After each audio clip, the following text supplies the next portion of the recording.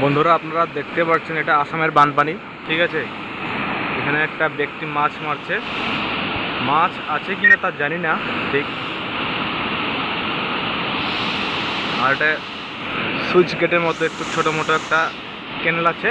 ক্যানেলটা থেকে একটা সাইডে জল বার হচ্ছে।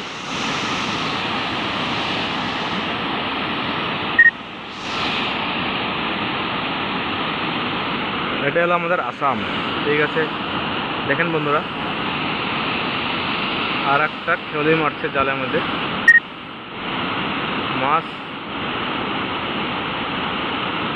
বাচ্চে কিনা তা জানি না, জালটা ধরলে দেখতে পারবো।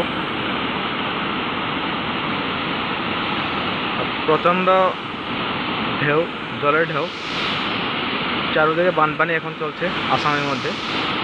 তো আপনারা দেখেন জলের ঢেউ।